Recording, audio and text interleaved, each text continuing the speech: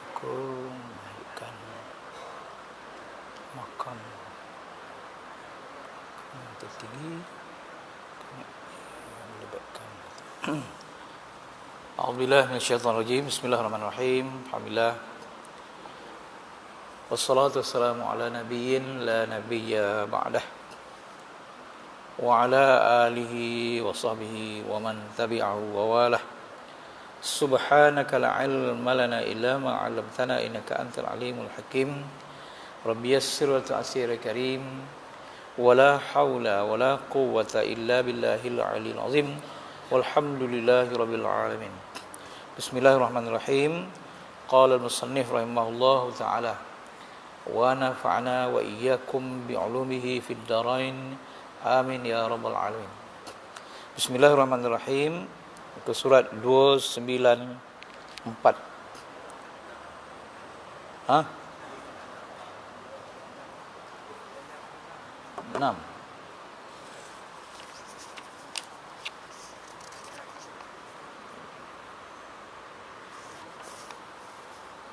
Tengah-tengah 296. Tajuk syukur. Syukur artinya kita mengucapkan, menyampaikan puji-pujian yang tinggi kepada Allah kerana Allah telah memberi kita nikmat yang terlalu banyak dan hebat. Wa in ta'uddu ni'matallahi la tuhsuha. Jika kamu hitung nikmat Allah Ta'ala itu, memanglah kamu tak dapat menghitung pasal terlalu banyak. Jadi sebagai hamba Allah, kita kenalah bersyukur. Kena ni maknanya wajib. Wajib kita bersyukur atas segala nikmat Allah Ta'ala tadilah, baik zahir maupun nikmat batin, iaitu nikmat iman, nikmat Islam, seperti mana yang kita sebut pada minggu lepas. Sebab kita ni dilahirkan tidak tahu apa-apa. Kita pun tak tahu sama ada kita lahirkan di kalangan orang Islam ke bukan Islam ke, kita tak tahu. Tapi tiba-tiba kita bila dah dewasa saja, kita sedar kita berada di dalam kelompok orang-orang Islam. Jadi yang meletakkan kita di dalam kelompok ini Allah Ta'ala lah. Jadi artinya kita amat bersyukur. Tetapi itulah masalah dia yang berlaku. Allah Ta'ala sebut muka surat 296 tu, wa qalilum min ibadiyasy syakur, kata Allah Ta'ala, dan sedikit sangat daripada hamba-hamba aku yang bersyukur. Jadi makna Allah dah tahu dah, kita ni lupa selupa-lupanya. Siapa yang beri kita makan, siapa yang beri kita minum, siapa yang menyihatkan badan kita, kita tak fikir langsung tu. Yang kita penting, kita hidup selesa, kita ada makan, kita ada minum, kita boleh melihat, mendengar, mencium dan sebagainya, boleh berjalan, boleh bercakap. Begitulah kita lalui hari-hari tanpa kita mempedulikan yang memberi nikmat tadi. Yang memberi nikmat itu dipanggil mun'im dalam bahasa Arab, yang memberi nikmat. Jadi artinya, kalau Tuhan dah kata qalilun tu, kita mohonlah banyak-banyak kepada Allah Ta'ala supaya meletakkan kita ni dalam kelompok kecil yang bersyukur tadi. Itulah maknanya. Kemudian macam mana nak bersyukur? Sebutlah setidak-tidaknya alhamdulillah tu banyak-banyak. Alhamdulillah. Jadi sebut alhamdulillah tu di mulut, tapi bukan saja sebut di mulut, tapi ketika ingat dalam hati tu, apa yang kita alhamdulillahkan. Pagi tadi alhamdulillah dia, kita sampai ke masjid ini dengan selamat daripada rumah kita. Sampai masjid tu alhamdulillah, Allah Ta'ala telah menyampaikan aku ke masjid tanpa apa-apa masalah. Alhamdulillah. Kemudian dah sudah solat subuh tadi pula, alhamdulillah. Semua itulah diisi dia. Allah Ta'ala telah menjadikan kita dapat menyelesaikan solat subuh. Dan perkataan yang terakhir sekali dalam solat kita tu ialah innaka hamidum majid. Lepas fil alamin tu innaka hamidum majid. Ada ingatlah itu tu. Innaka, sesungguhnya engkau ya Allah, hamidun, adalah yang paling layak dipuji. Kemudian wa majid, dan yang paling layak dimuliakan. Kenapa kita kata Allah Ta'ala layak dipuji? Pasal dia telah menolong kita, membantu kita, menjadikan kita dapat melaksanakan solat subuh dengan baik. Itulah dia tu. Jadi kita hujung sekali kita panjatkan syukur kepada Tuhan. Innaka Hamidum Majid. Dah sudah solat tu, dah assalamualaikum, masih lagi alhamdulillah lagi. Jadi biasanya lepas solat tu kita baca alhamdulillahillazi. Itulah. Jadi puji dan puji dan puji. Cumanya kekurangan dia kita sebut tapi kita tak faham. Itu je lah sikit. Bukan tak sabut tu, tapi tak faham. Sabut tu kerana kebiasaan saja. Tapi tak sampai ke dalam hati. Jadi kita kali ni kalau akan datang, sabut tu jangan sabut saja. Sabut mestilah datang daripada dalam hati kita. Betul-betul kita lahirkan rasa syukur kita kerana macam-macam yang telah melepaskan kita daripada berbagai-bagai dan memberi kita nikmat yang berbagai-bagai. Minta-minta janganlah kita terkeluar daripada qalilun min ibadiyas syakur, sikit sangat hamba-hambaku yang bersyukur. Berkali-kali Allah Ta'ala beritahu. Itulah dia. Dan Fatihah pun tengok bermula dengan alhamdulillah. Fatihah ni dah ayat surah yang terbesar kita. Mulanya alhamdulillah rabbil alamin, segala-galanya Allah. Itulah. Jadi bila kita solat ni induk dia Fatihah. Semua alhamdulillah. Jadi artinya hayatilah bersungguh-sungguh bila kita menyebut alhamdulillah. Itu syukur dengan lidah. Jadi lidah ni macam kita dah belajar tasawuf ni, lidah ni hanya alat untuk menyebut nama Allah tu alhamdulillah. Tapi yang menyebut alhamdulillah tu bukan lidah sebenarnya, ialah diri kita sendiri. Tapi bila nak sebut alhamdulillah, kita gunakan lidah. Maka berlakulah sebutan alhamdulillah. Jadi kalau kita yang menyebut alhamdulillah, sedangkan kita tak terasa yang kita menyebut itu peliklah sikit. Itu sebabnya apa saja kita mestilah penghayatan itulah yang paling penting. Apa pun penghayatan. Jadi kita sebut dengan penuh kesedaran, penuh penghayatan. Allah lah yang paling patut, paling layak dipuji. Kenapa pula? Allah Ta'ala lah yang paling berjasa kepada kita. Jadi yang kita puji ini tentulah orang yang berjasa kepada kita, yang menolong kita, sebagainya. Yang inilah yang patut kita puji. Okey, tapi sikit sangat yang bersyukur. Terjemahan dia, dan sedikit sekali dari kalangan hamba-hambaku yang banyak bersyukur. Awal-awal lagi Tuhan dah beritahu dah, dia yang menjadikan segala-galanya dan dia tahu. Macam itulah. Jadi kalau sedikit sekali itu mana sangat sedikit. Bila sangat sedikit itu tak tahulah 1% ke, 10% ke, 20% ke daripada 100. Jadi tak tahulah. Tapi sedikit. Sedikit. Lepas tu ada perkataan sekali pula. Mana tentulah amal sedikit.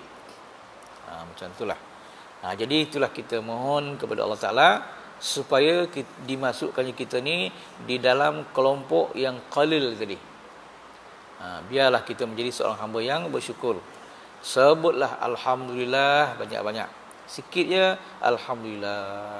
Sikit je Alhamdulillah. Cuma satu jangan sebut Alhamdulillah macam saya sebut sebelum ni. Bila berlaku ini pada kita, jangan sebut Alhamdulillah. Sebutlah Astaghfirullah. Bila kita makan. Bila kita makan, ujungnya kita cenau. Bila cenau tu Alhamdulillah. Ini kurang sopan. Kenapa pula kurang sopan? Sebab bila kita makan dan sendawa, bila sendawa tu tanda kita makan kenyang. Kenapa sendawa? Tempat angin dalam perut kita dah tak ada lagi. Diisi nasi dengan air.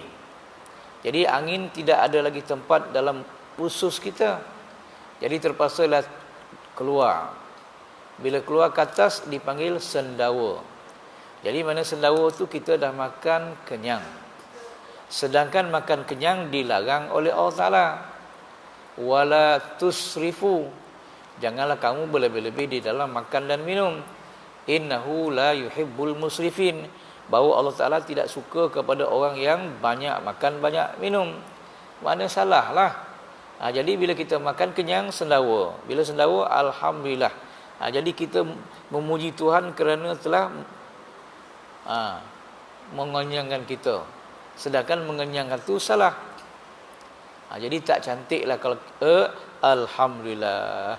Tapi kebiasaan kita macam tu lah. Kita tak akan sebut Alhamdulillah kecuali dah keluar cenau tadi. Lepas ni pastikan anda hanya layak menyebut Alhamdulillah bila berhenti makan tak ada cenau. Itu penting. Kalau cenau, Astaghfirullah. Peliklah sikit mengubah keadaan daripada Alhamdulillah kepada Astaghfirullah. Bila makannya Astaghfirullahalazim. Astaghfirullah itu bukan gelak-gelak main-main. Betul-betul Astaghfirullah. Ya Allah, aku mohon ampun kau ya Allah kerana aku telah makan kenyang. Sedangkan kenyang dilarang. Itu Quran dia. Hadis Nabi pun kita semua dah tahu dah. Nabi kata, nahnu qaumun. Kita adalah satu kaum la na'kulu hatta najua. Kita adalah satu kaum kita tidak akan makan melainkan bila kita berasa lapar. Wa idza akalna la nashba. Dan bila kita makan, kita berhenti sebelum kenyang. Kita tak kenyang. Jadi tak kenyang tu makna kalau perut tadi Nabi kata bagi 3. 1/3 untuk makanan, 1/3 untuk air, dan 1/3 untuk angin. Tu cerita dia. Maka kita isi dengan penuh tu dengan makanan. Lubang air pun sikit. Itu yang sedang berlaku pada kita ni lah. Tambah pula hari ni zaman makan. Di mana-mana zaman makan. Bukan jangan makan. Tapi kesan daripada makan itulah tadi kita menjadi bersalah. Jadi sebab tu sebutlah Astaghfirullah. Jangan Alhamdulillah. Kecuali kita berhenti makan, tak ada sendawa, Alhamdulillah. Itulah paling cantik. Silalah buat macam tu. Okey. Kemudian Allah yang telah menyifatkan sebilangan besar manusia tidak bersyukur, sedangkan betapa banyak kelebihan dan kemurahan nikmat Allah Ta'ala yang diberikannya kepada mereka. Jadi nikmat Allah Ta'ala yang diberikan kita ni terlalu banyak. Tak apa nak cakap lah. Sebutlah nikmat Allah. Jadi nikmat Allah ni kadang-kadang orang hanya terasa kalau kita dah merasa sakit, lepas tu sihat, barulah terasa nikmat Tuhan. Tapi kalau kita tak pernah sakit, sihat, kan? Itu pasal kita tak bersyukur. Pasal kita tak pernah rasa sakit. Jadi yang pernah rasa sakit, bila dia sihat, alhamdulillah. Katalah kita tak pernah sakit gigi, jadi gigi kita sihat ya.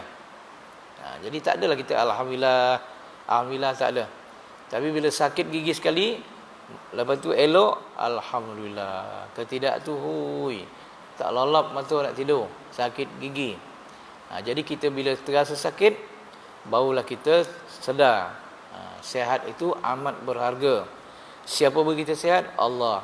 Itu astagfirullahalazim, alhamdulillah. Macam itulah.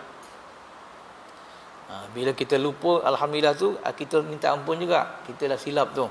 Kerana tidak minta, kalau tak menyebut alhamdulillah, astagfirullah dulu. Cantik lagi. Itu maksud dia. Banyak sangat nikmat Tuhan yang dikurniakannya kepada kita. Kemudian Allah Ta'ala berfirman lagi. Apa tu?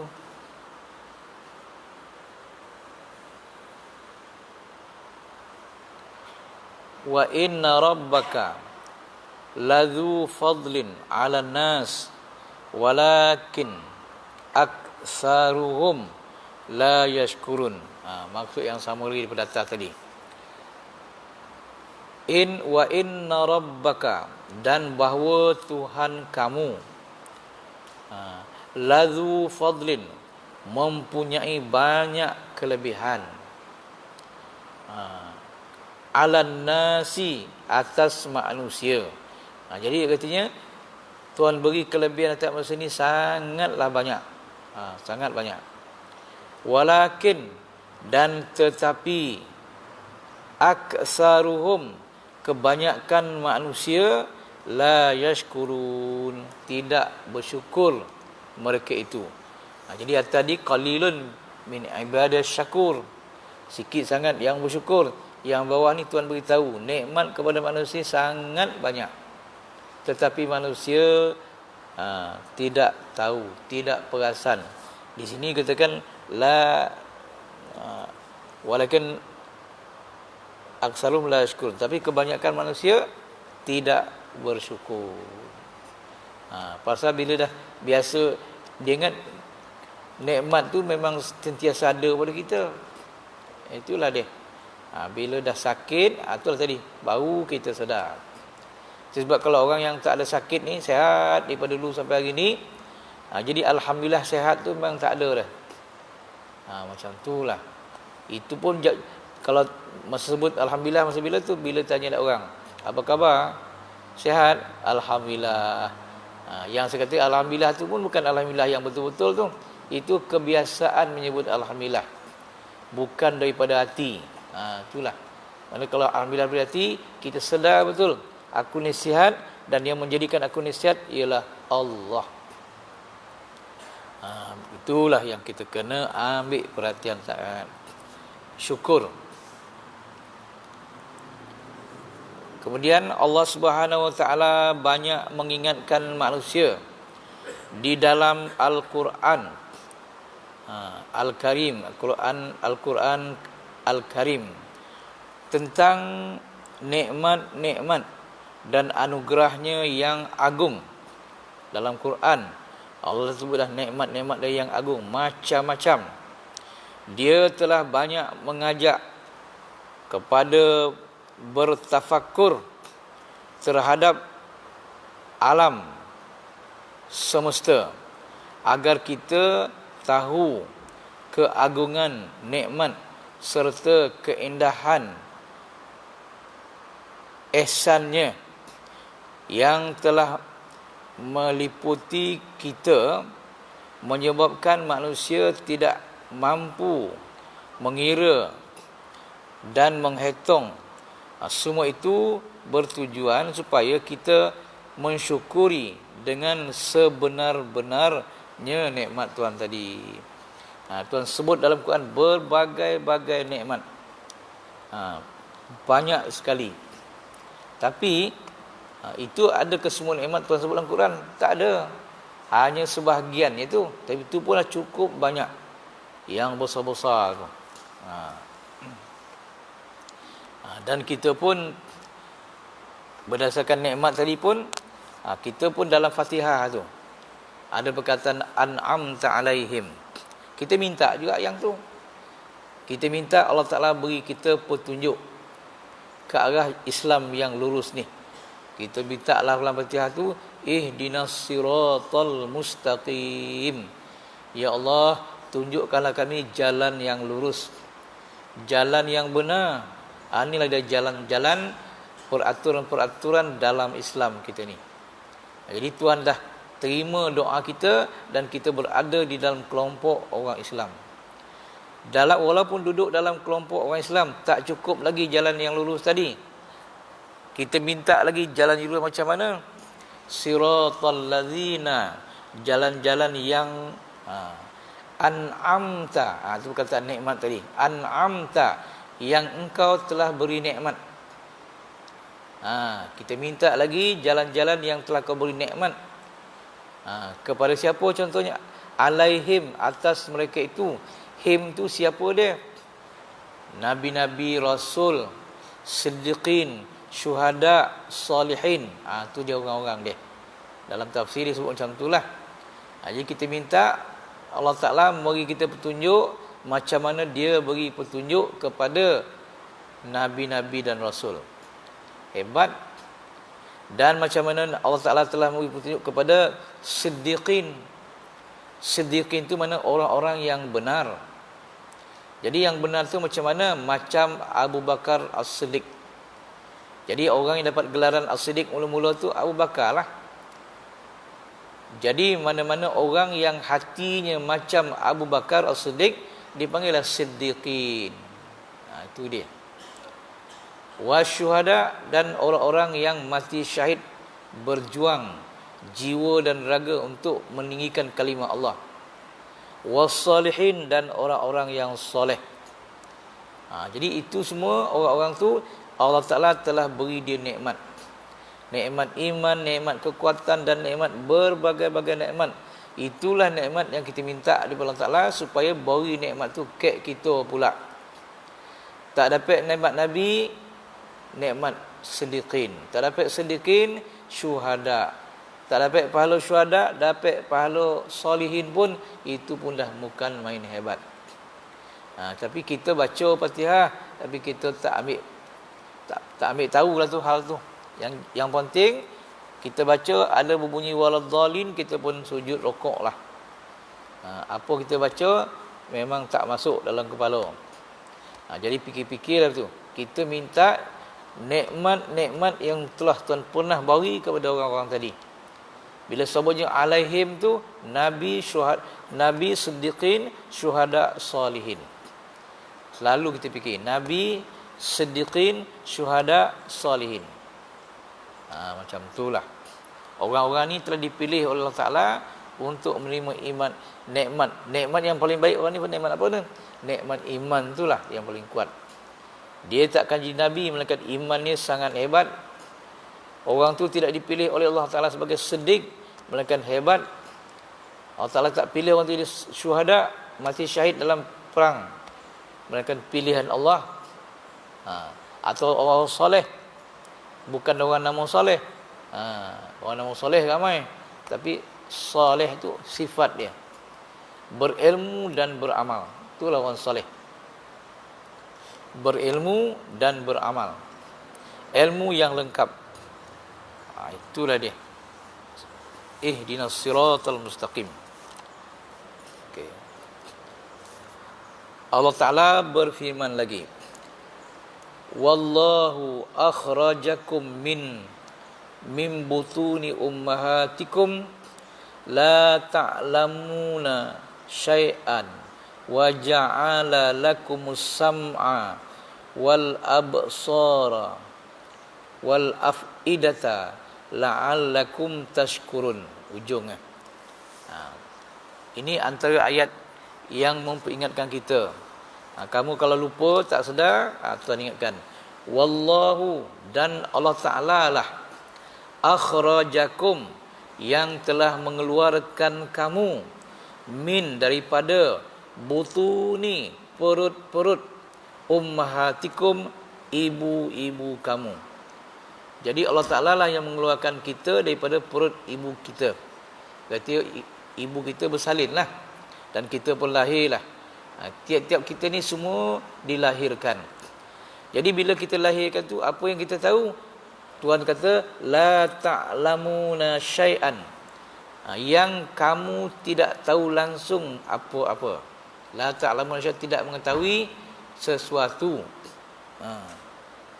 Kemudian bila kita dah lahir ke dunia, wa ja'ala lakum, dan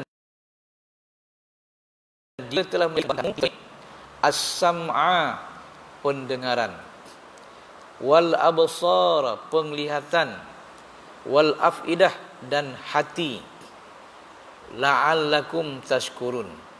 Jadi kenapa Tuhan jadikan 3 perkara ni? Kenapa 3 perkara ni pula? Lain-lain tak ada ke? Lain-lain semua Tuhan jadikan. Tapi 3 perkara ni amat kita menggunakan dia hari-hari. Kita gunakan telinga, kita gunakan mata, kita gunakan hati hari-hari. Yang nampak, melihatlah. Yang tak nampak, cara tak nampak lah. Tapi nampak juga melalui hati. Dengar telinga. Ada orang, kita boleh mendengar. Ini semua nikmat. Wa ja'ala lakum sam'a wal absara wal afidah. Afidah tu mana? Hati. Jadi apa hati ni? Afidah, nama hati ni banyak. Ada dia kata lubun, hati juga. Ada dia kata qalbun, hati juga. Ada lagi satu macam yang ni dipanggil, ini afidah ni perkataan jamak, plural. Dia punya singular dia, mufrad dia fuadun, fuad. Ada orang nama fuad kan? Tu fuad tu ni hati lah tu. Jadi apa arti fuad ni? Apa arti qalbun? Jadi kalau ikut bahasa Arab, kalau qalbun tu hati yang masih lagi macam wiper, berbalik-balik, kejap kulu, kejap kiri, kejap anak, kejap tak nak. Tu qalbun lah tu. Hati yang masih lagi berbalik-balik. Sekejap itu, sekejap ini. Kejap anak, kejap tak nak. Macam itulah. Tapi kalau afidah ni, jamak daripada fuad, itu hati yang dah tetap. Dia takkan beralih lah, itulah dia. Tu fuad. Makna sama hati. Jadi hati yang dah tetap dipanggil fuad, yang masih lagi goyang-goyang tu qalbun. Itulah maksud dia. Jadi sebab tu kalau perkataan fuad ni ialah orang yang dah hati dia dah tetap sangat. Kalau dalam lagu Arab ni kan, fuad tu kalau katalah seorang lelaki dengan seorang lelaki dan perempuan, dia bercinta belana. Kata dia melahirkan perasaan dia dalam lagu, dia gunakan perkataan fuad. Jadi seolah dia hati dia tak akan milih orang lain dah. Kau je lah yang dia pilih. Tu fuad lah tu. Ada lagu-lagu lama lagi, ya zahratan fi khayali, lelaki yang nyanyi tu. Ya zahratan fi khayali, ra'aituka fi fuadi. Ya zahratan fi khayali, wahai bunga yang ada dalam khayalanku. Ra'aituha, aku nampak bunga yang dalam khayal itu, fi fuadi, dalam hati aku. Hati fuad ni hati yang dia tetap kasih, tak berubah dah. Itu arti fuad. Jadi artinya kita dah Tuhan jadikan hari-hari gunakan telinga, hari-hari gunakan mata, hari-hari gunakan hati.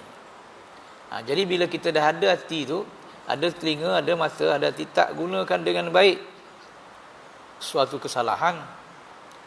Hendaklah kita gunakan dengan baik.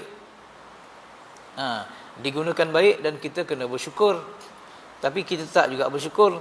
Ujung ayat tu, la'allakum tashkurun, mudah-mudahan kamu semua bersyukur.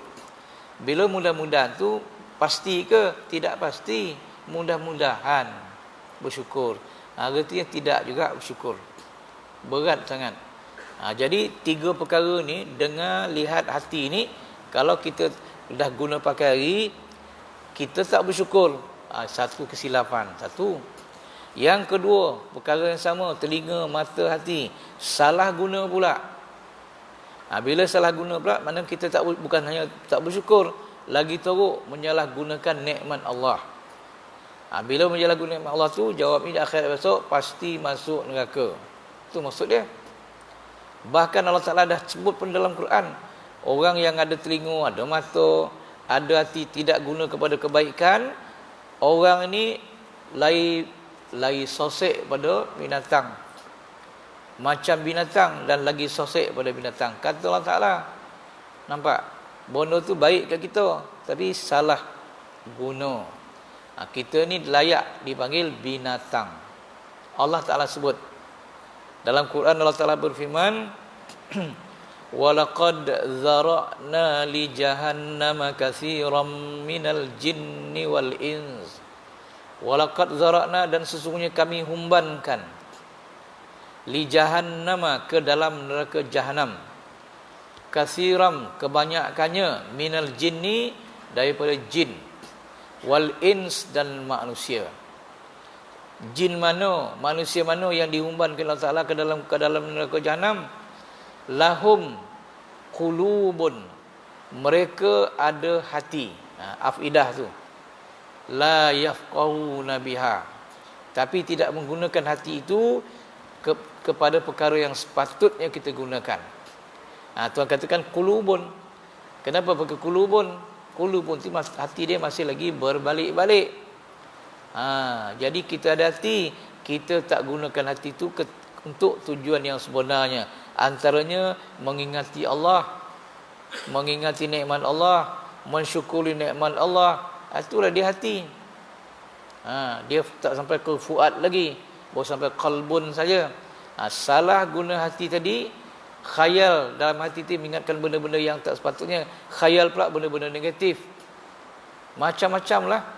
Pasal hati kita ni samalah macam dekat TV, cermin kaca TV tu.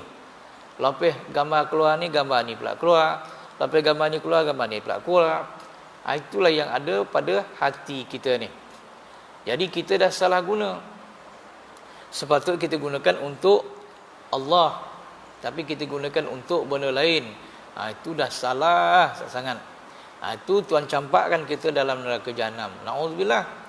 Hanya salah guna hati. Apa guna hati? Carilah jawab sendiri. Tak cukup dengan Tuhan jadikan lahum qulubun la yafqahuna biha walahum a'yunul la yubsiruna biha. Mereka ada mata, tapi tidak gunakan mata untuk kebaikan. Kita gunakan mata untuk benda-benda yang dilarang oleh Allah. Salah guna mata. Walahum azanun, mereka ada telinga, la yasma'una biha, dan tidak menggunakan telinga untuk mencari kebaikan. Dengar pula benda lain. Lebih suka dengar orang nyanyi daripada baca Quran, contoh dia. Tu dah silap lah. Bila Siti nyanyi, gaman dengar. Tu dah silap. Bila orang ngaji kan, sedangkan bacaan Quran Hajah Faridah dengan Siti nyanyi lagi sedap Hajah Faridah baca. Macam itulah reti dia. Jadi gunakan telinga dengan betul. Atau yang salah-salah jangan dengar. Orang ngumpat ke sebagainya, itu jangan. Itu salah guna telinga lah. Walahum azanun la yasma'una biha. Jadi ayat berikut ni, ulaika kal an'am. Orang-orang yang salah guna hati, salah guna mata, salah guna telinga, ulaika ni kal an'am, seperti binatang. An'am tu selalu binatang kaki ompek. Macam kaki ompek lah. Daripada yang besar gajah, kecil pada tu zarafah, rimau, badak, yang boleh makan, yang tak boleh makan, kabau, lembu, rusa, kijang. Yang kecil lagi, sampailah lelabi. Lelabi berapa kaki dia? Ompek dia kan? Sampailah semua yang berkaki, kecuali bukan macam lipan. Pasal lipan dia bukan banyak kaki, bukan ompek kaki, banyak 16 kaki dia. Berarti Tuhan letakkan kita macam binatang. Nauzubillah. Itulah dia taraf kita ni. Orang menyalahgunakan hati, menyalahgunakan mata, menyalahgunakan telinga macam binatang. Tak cukup lagi macam binatang. Tuhan kata balhum adall. Bal bahkan hum, orang yang salah guna hati, mata, telinga tadi, adall, lebih sesat. Adall tu isim tafdil, lebih sesat daripada an'am. Tadi macam an'am tak cukup. Allah Ta'ala kata bukan macam binatang lagi, lebih sesat daripada binatang. Jadi artinya binatang tak sesat. Kita yang sesat. Bayangkanlah, begitulah maknanya kita tidak mensyukuri nikmat Tuhan. Dalam sebaliknya kita menyalahgunakan nikmat Tuhan. Binatang sesat daripada binatang. Kita ingatlah tu tuan-tuan. Jadi syukur adalah tidak, kan? Bahkan kita salah guna pula. Inilah penyakit yang ada kat kita. Itu sebabnya dalam hari ini kita perlulah belajar ilmu tasawuf. Kalau kita belajar tauhid saja dengan fiqh, benda-benda ini tak jumpa. Ini ayat Quran ni adalah berkait dengan ilmu tasawuf. Itu beza dia. Jadi ayat Quran ni ada yang menyentuh tentang ilmu tasawuf, ada yang menyentuh tentang ilmu fiqh, ada yang menyentuh tauhid, ada yang menyentuh tentang sejarah dan berbagai-bagai dalam Quran. Jadi kita kena tahulah bezakan. Ada ayat itu pula ayat fiqh, tapi dia jadi juga kepada tasawuf, macam tu. Jadi kita kena amatilah dalam Quran tu. Jadi kalau nak ada amati, kita kena adalah kekuatan bahasa tu.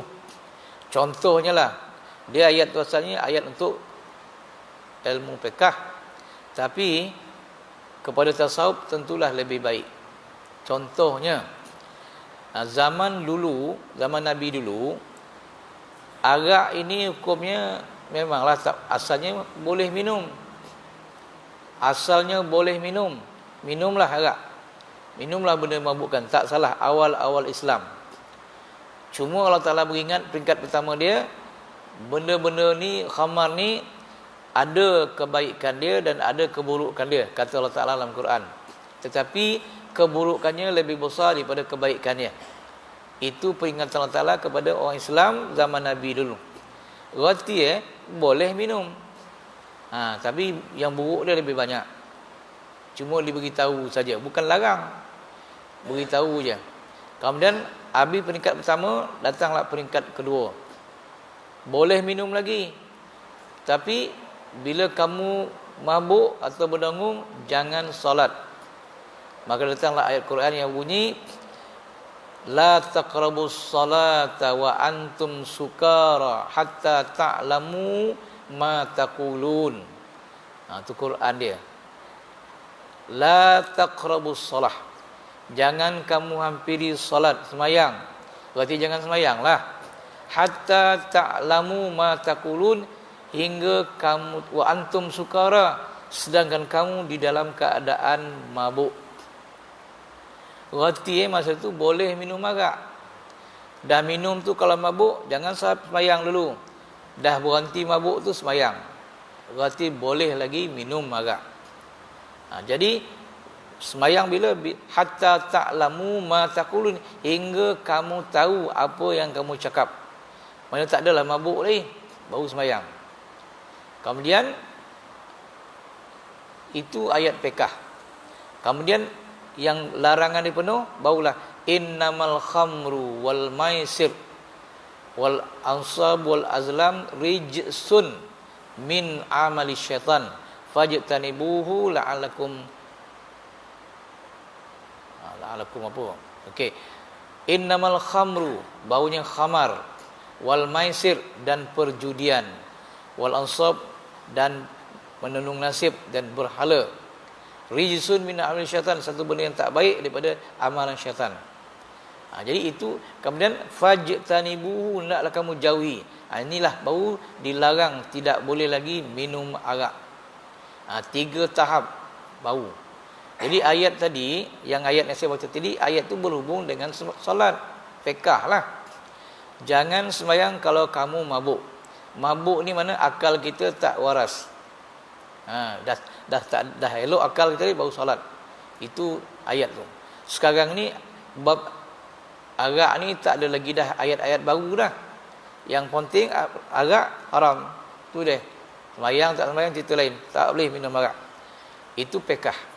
Bila bawa kepada tasawuf pula, lagi cantik. Maknanya kalau tadi jangan solat kalau kamu dalam keadaan mabuk. Jadi mabuk tu fikiran kita bercelaru, haru biru. Sekarang ni kita tak mabuk makan minum arak, tapi kepala kita mabuk juga, mabuk dunia. Kita solat tapi pemikiran kita haru biru, kesanun kemari. Ratolah pergi seluruh dunia ni. Yang tak pergi Greenland dia tak pergi. Lain tu semua pergi. Bayangkanlah punya tahu pemikiran kita ni.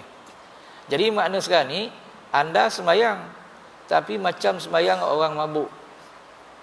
Tak konolah. Kita tak tahu apa yang kita baca. Sedangkan Quran tu hatta ta'lamu ma takun, hingga kamu tahu apa yang kamu baca. Ini kita baca pun main baca ya. Kita pun tahap bodoh pun tahu. Orang baca, kita pun bacalah. Ini yang berlaku pada kita. Jadi ayat ni ayat fiqh. Tapi bila buat kita tasawuf memang kono sangat-sangat. Kita sembahyang ni macamlah orang mabuk arak. Tapi kita tak minum arak, tapi mabuk juga. Di mana salahnya? Pasal kita fikir, kita keluar daripada sembahyang tu sendiri. Geratolah. Jadi artinya berdasarkan ayat tadi, tak konolah. Kita dah salah gunalah tu hati kita. Salah guna hati lah tu. Wal afidah tu. Wa ja'alakum sam'a wal absara wal afidah. Afidah tu lah. Kita dah lari. Jawab dia. Jadi kalau macam tu tuan-tuan, kita ni beratlah sangat. Okey? Kita kena fikirlah, renunglah balik.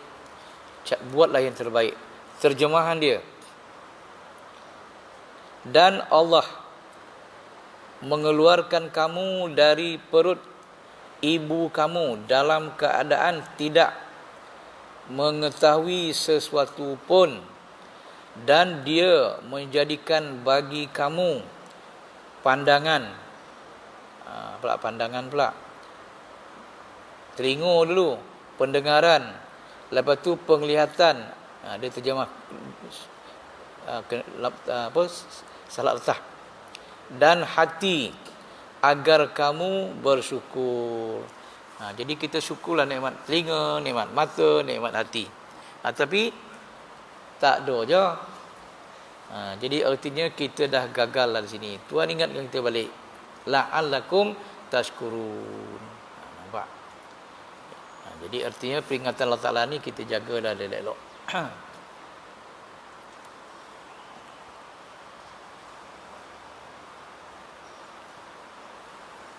Okey, matahari terbit 8 minit ya. Okey. Jadi di bawah tu Allah Subhanahu Taala menyifatkan manusia berakal yang matang, berfikir yang sempurna. Ini kita sambung pula akan datang. Okey.